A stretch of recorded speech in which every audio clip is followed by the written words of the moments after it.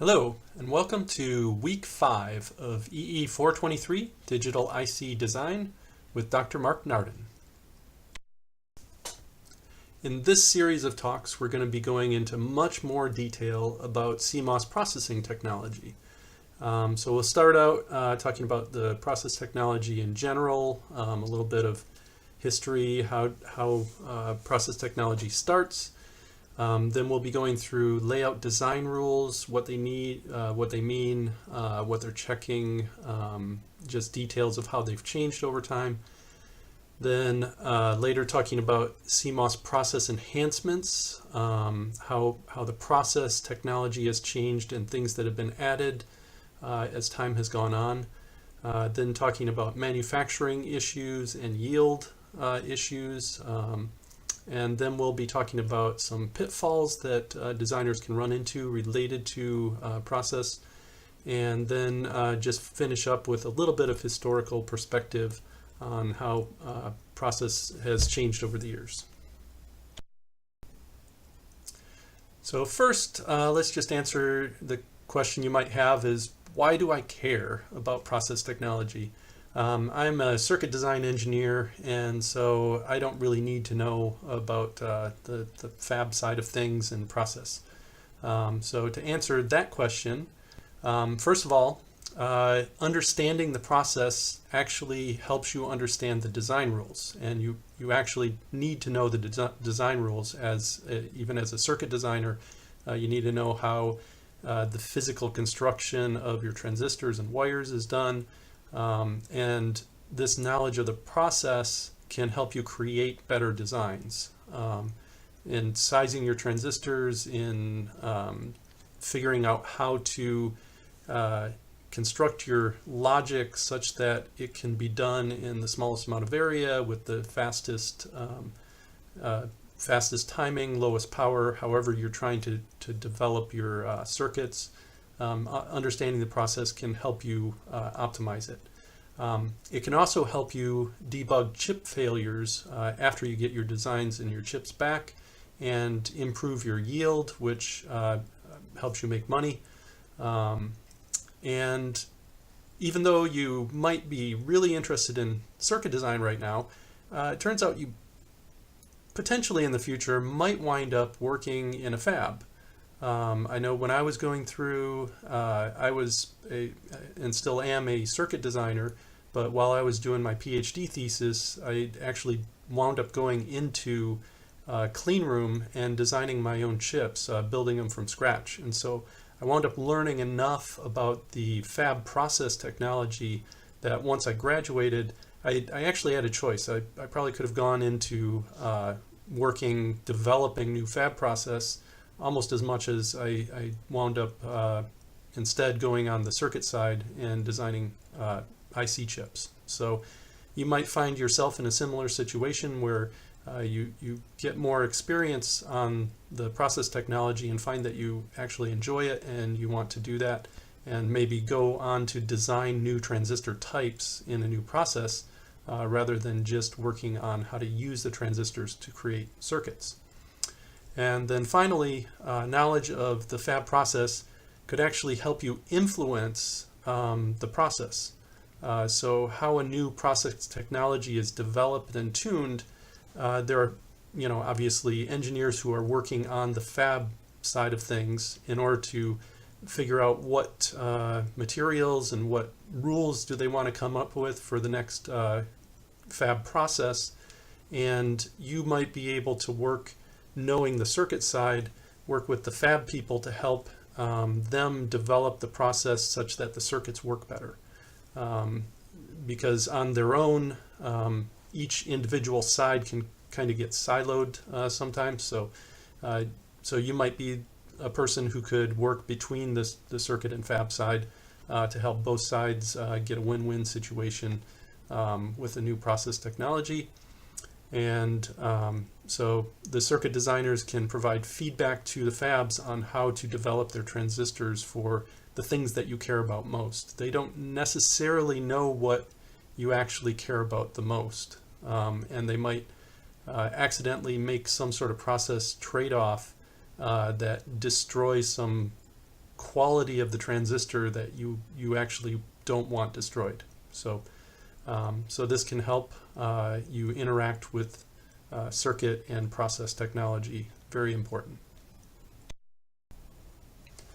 So IC chips are built in fabrication facilities that are just typically called fabs. And back in the 1970s, when fabs really started building the first integrated circuits that had more than just, 2 or 3 transistors on a chip, when you started getting dozens of transistors, lots of different companies could actually afford to have their own fab. You might only need a few different pieces of equipment. You could do it in a large warehouse space, but you didn't necessarily need to have really complex air handling to get rid of every single contaminant in the air. Just needed moderately expensive, but not too expensive. And because of this, most companies could have their own fab process, and they could customize their process for what they cared about most. So you might have a lot of different process technologies out there. They might all be similar dimensions to them, but they could use their own customized formula for what type of dopants they want to put in for source, drain, gate, etc. In order to customize their threshold voltages and everything about the process. Whereas nowadays, modern fabs are very, very expensive. You need to filter the air down to, really, really get all of the contaminants out of the air. And that's just one component of the cost. Each, because you have so many different process technology steps now for all of the different layers you need to put on the chip, going up to, you go up to 10, 12, 15 layers worth of metals on modern day IC chips. So there's a lot more pieces of equipment you need. Each of those pieces of equipment can cost hundreds of thousands, if not millions of dollars. And so the overall fab process, a given building might cost several $billion. And because of this, if you need to make up the cost of building the fab, you need to get huge amount of volumes through the fab and be able to sell to a customer a huge amount of volume of chips in order to eventually pay off the upfront cost of that fab. So most companies don't have the volume of chips in order to afford a fab. Instead, nowadays, most companies use foundries. So there's several different foundries out there.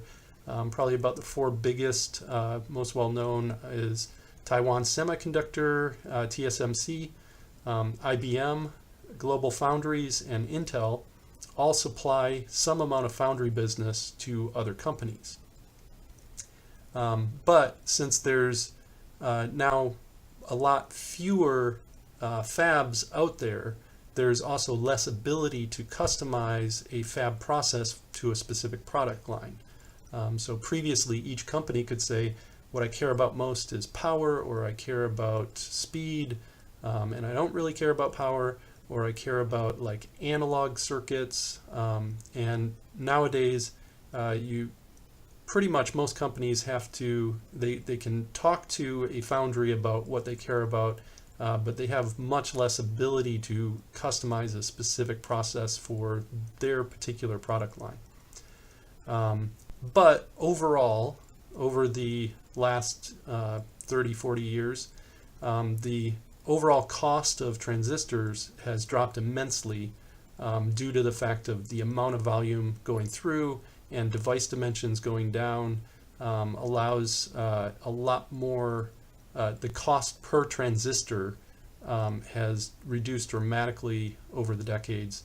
And so overall, while there's less customization, there's also a lot lower cost per IC chip than there has been historically.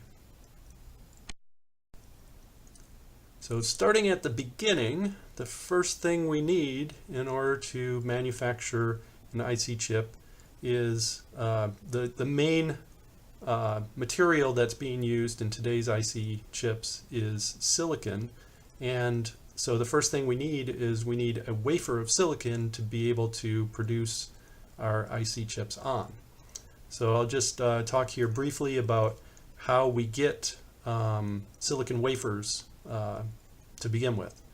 So the first thing we do is we need the way the process works is to there's manufacturers out there that grow silicon, basically a cylinder of solid crystalline silicon. And they do this by starting out, they create molten silicon, so they heat silicon up until it's basically in a liquid state.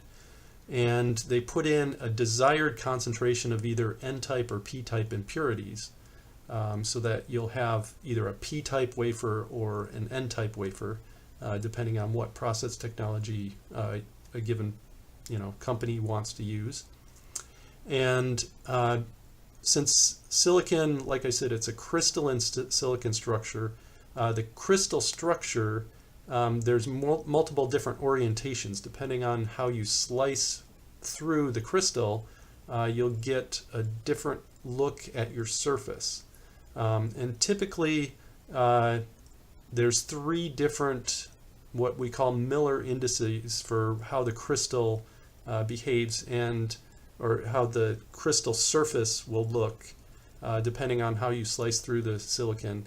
And for silicon, typically the 3 main orientations that are used are 100, 110, or 111. So I'm not going to go into how those behave differently from each other. If you ever need to choose a silicon wafer, just be aware that there are different crystal orientations, and there also will be different doping concentrations and doping types. So those are some of the things that you need to look for if you're considering buying silicon wafers. So anyway, they'll start with a seed at a given orientation. They'll rotate that silicon seed at a certain speed and extract it from the molten silicon also at a certain speed. And the diameter of the silicon crystal as they pull it out of the molten silicon will depend on the speed of rotation and the speed at which you're extracting it. And so basically you can buy different silicon diameter wafers as well. So that's another factor that you need to look at when you're buying silicon wafers, is what is basically the different wafer properties, our crystal orientation, what your doping concentration is, and what type of dopant. So those are some of the things that you just need to look for if you're buying a silicon wafer. So now that we've decided what type of wafer that we want to buy, we get the wafer and we just have a blank wafer. So now we need to actually start constructing transistors on it and putting metal connections, etc. And the way we do that, as we talked about in week 1, was we use photolithography. So we use photoresist in order to put it on the wafer, then create some sort of pattern with the photoresist using a step called photolithography. And then the resist pattern will allow us to create structures that are related to that pattern on the wafer itself. So the way this is done, as shown in the diagram here, is we start with putting photoresist on the wafer, and then we use basically a quartz mask that allows UV light to go through it, but we put a pattern of chrome on the quartz mask. And the chrome will stop the UV light anywhere where it exists, and where there's gaps in the chrome, it allows the UV light to go through. This will allow the UV light to expose the photoresist where it's going through.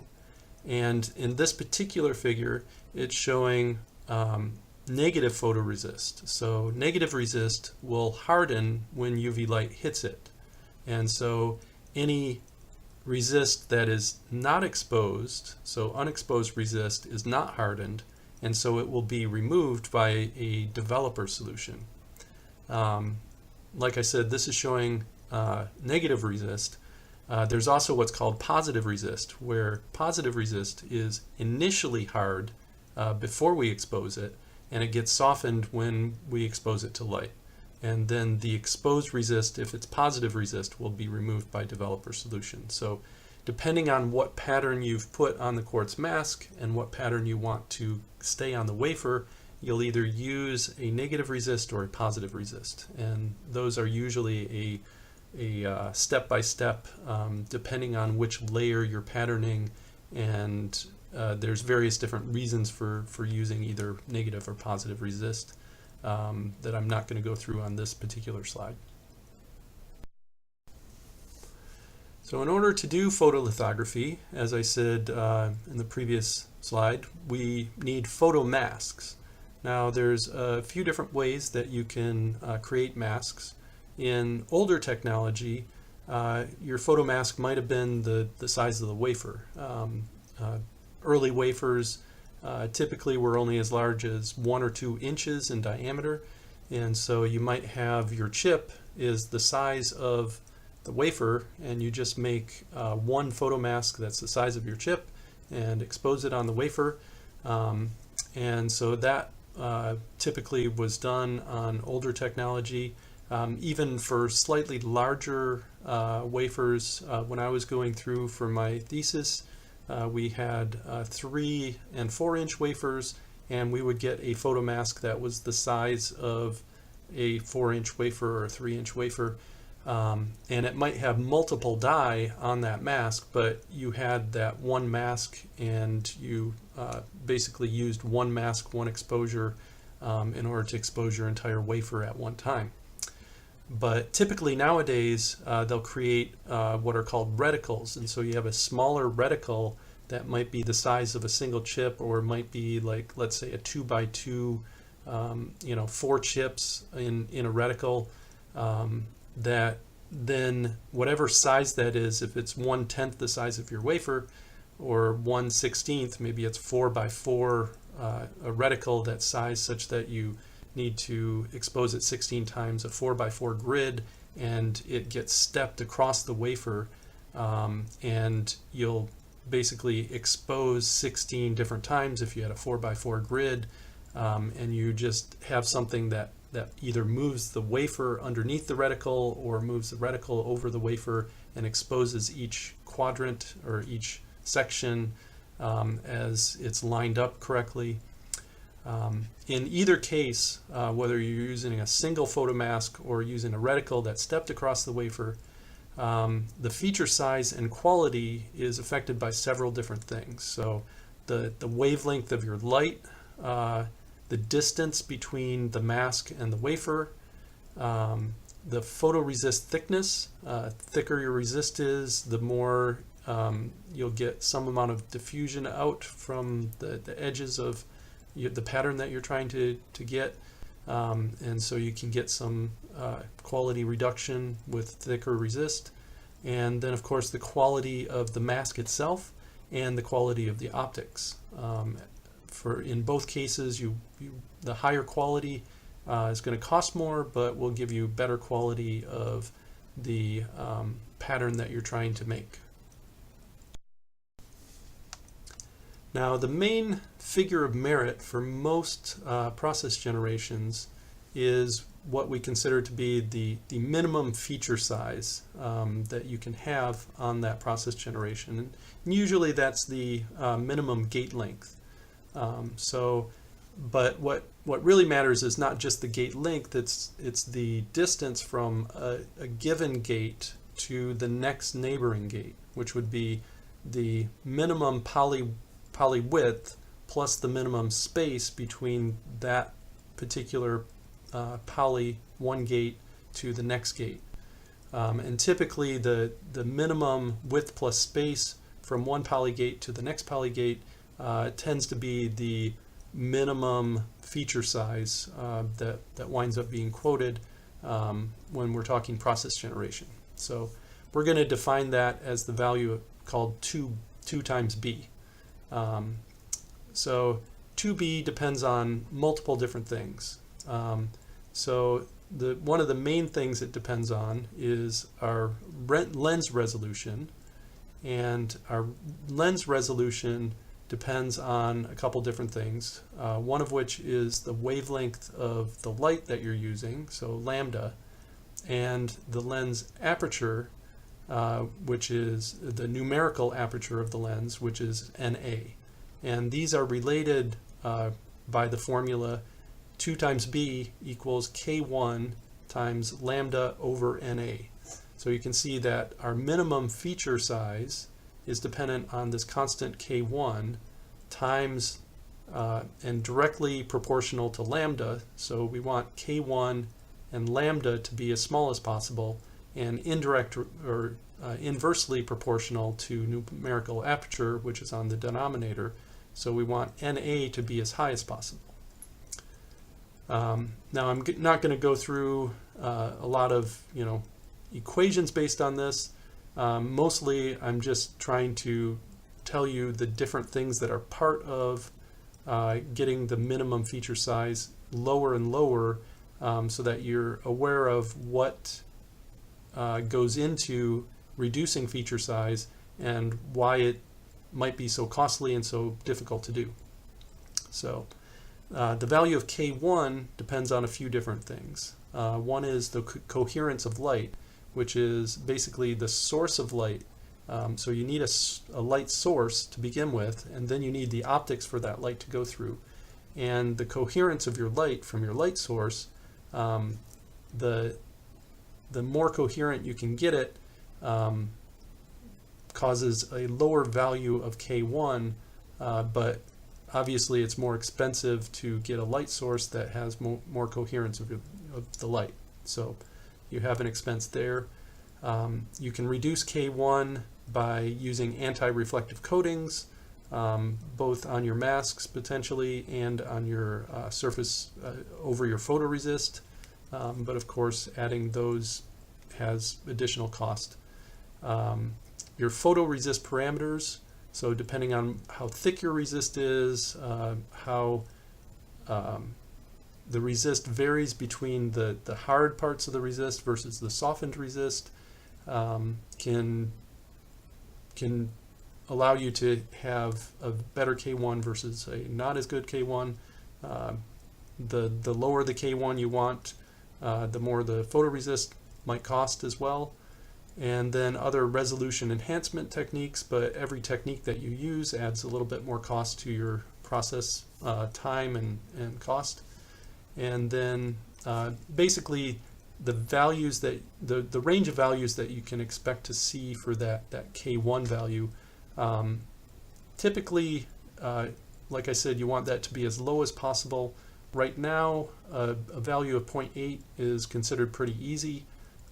Getting down to 0.5 is getting harder, and less than 0.5 is kind of hard. So you might expect something on the order of 0.5 to 0.8 for a value of K1. As far as numeric aperture goes, the value of NA is equal to n times sine of alpha, where n is your refractive index for the medium. When we first started out early on, most optics was done in air, where air has an n equal to 1. You want your numeric aperture again to be as high as possible. So using water, which has an n of 1.33, or oil, which has an n of 1.5, is more desired. But using those mediums for your optics is going to be a lot more expensive to use. So, and then of course your alpha value is the angle of acceptance for your lens, and higher quality of lens costs more money. So all of these things, in order to reduce your minimum pitch, it winds up costing a lot more money. The cost of photolithography equipment, all the way from light source through optics, through the mask that you use, through the medium you're sending it through, all of those things are costing more and more money with each process generation. So as I mentioned in the previous couple foils, in order to get smaller and smaller feature sizes, we've been modifying the parameters of our optical system in order to allow us to get smaller feature sizes. One of the things that was modified was reducing the wavelength of your light. Smaller the wavelength, the smaller feature sizes you can pattern. As we were reducing over the years the wavelength of light, getting down into the ultraviolet or UV spectrum, things started getting more expensive. And then of course going to deep UV and extreme UV got more and more expensive. And so early on, the idea was you couldn't pattern anything that was a feature size smaller than the wavelength of your light, because of the way that your light wavelength and diffraction on the mask and everything caused distortions. Typically we were always trying to keep doing the wavelength of light smaller and smaller. But as we got into deep UV and extreme UV, the materials for the masks, in order to be, you need your mask and your chrome. You need something that would be transparent to the wavelength of the light, but then the masking chrome needed to be non-transparent, and so changing your materials to lower and lower, going into deeper UV, started getting more and more expensive. And it turns out they started using other methods for trying to pattern features that are actually smaller than the wavelength of the light being used. And one of those ways of doing this was something called optical proximity correction. So what they wind up doing is the mask that gets made, so you can see here there's two different kind of rows of figures here. One is a no OPC, so we want to pattern something that looks like, let's say, the letter I, and you have a horizontal feature and then a vertical feature, and horizontal, vertical, and we have really crisp corners that we're trying to pattern. We can see the mask that we're trying to pattern there has very crisp edges of the corners. And if we actually send something through and try to pattern on the wafer, something that's smaller than the wavelength of light, in the very far upper right, we see what actually gets patterned there is very rounded edges. The inside corners are very rounded. The outside corners are they're rounded off so much that you can see it's a lot narrower than you want it to be. And the upper right is showing what the pattern is on the wafer itself. The lower part of the upper row on the right is what the mask looked like. So you can see the mask itself still has a little bit of rounding, but it's not too bad. But even then, taking that mask and making the silicon pattern that's up above that is much more rounded. So what they wound up doing is they use mathematical models about how the light gets diffracted by and distorted by the various edges and corners, and also by a given edge and corner, but also the nearby shapes, the edges and corners. And they determined that they could pre-distort the mask in such a way to kind of counteract the expected diffraction of the light off of these corners. And so above the row that shows OPC, you can see that there's these extra little things on the corners to try and push the corners out to counteract the expected rounding that's going to happen. There's a couple extra little dots in the middle of some of the open areas that try to create some pre-distortion patterns that make the inside edge corners a little bit better. And on the lower row, the OPC row, on the far right and the upper right is showing what the silicon wafer will look like, that particular pattern. And you can see the edges are still rounded off, but not nearly as much as the very upper right. and then you can see the mask that was used to make that pattern in kind of the lower right, the far lower right corner, and you can see how that mask was a little bit distorted. Each of the edges, the outer edges are kind of bulging out a little bit, the inner edges kind of pull in a little bit, but they actually wind up creating a pattern that looks better than the pattern in the very upper right. And so using modern OPC, where the feature sizes are way below the wavelength of light, can actually cause pretty extreme distortion of the masks. This particular OPC pattern that's shown there is a very simple one that was done with early OPC. Modern OPC, there can be places where the mask looks almost nothing like the pattern. You looking at it would probably not be able to predict what patterns would actually come out with modern OPC. So it's very math intensive and very difficult to create these masks with modern technology and modern OPC nowadays. And of course, very expensive. So mask sets can be very, very expensive, partly due to the processing power it takes to create the OPC and create it correctly. In addition to optical proximity correction, or OPC, there's other various masking techniques that can be used for patterning feature sizes that are smaller than the wavelength of light.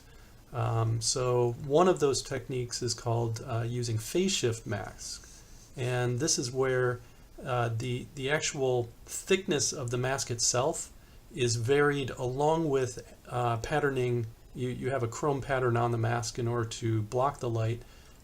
If you vary the thickness of the mask in different ways along with the patterning of the chrome, you can take advantage of basically the diffraction grating effect of parallel lines, which causes a change in the phase of the light from adjacent lines. And this change in the phase of the light will cause the light to cancel out in some areas and sum up or add to each other in other areas, as long as you have very coherent light. So again, this goes back to the coherency of the light, and then changing the phase of the light depending on the distance between your mask and your wafer, the wavelength of the light, the thickness change of the mask that you're doing. All of these things can be mathematically modeled, and basically the light from adjacent lines can be out of phase and cancel where desired, or in other places they're in phase and cause extra exposure where desired. And all of this can be mathematically modeled, but again, it goes back to a lot of complexity and adding cost to actual mask fabrication. Another masking technique is what's called off-axis illumination. So instead of having your light at 90-degree angle to the mask, you put it on an off-axis, and as long as you know the pattern, the pitch pattern of your the pattern that you're trying to create, you know it's a certain width, a certain space, and if you know you have a dense repetitive pattern at a certain pitch, and you know your wavelength of light, you know the angle of light, you can optimize basically the pattern exposure to the photoresist based on having a different angle of the incident angle of your light relative to your mask.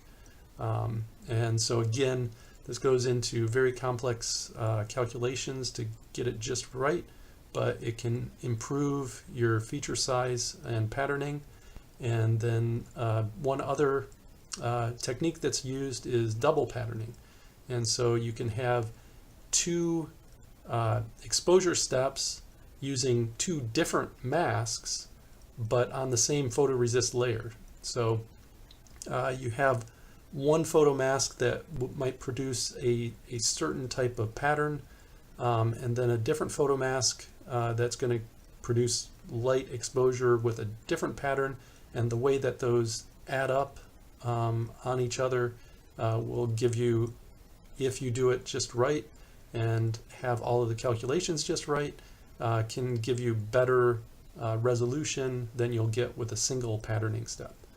Again, all of these, doing double patterning, obviously you need 2 mask sets, so that can double your cost, and it takes more time to do 2 exposures.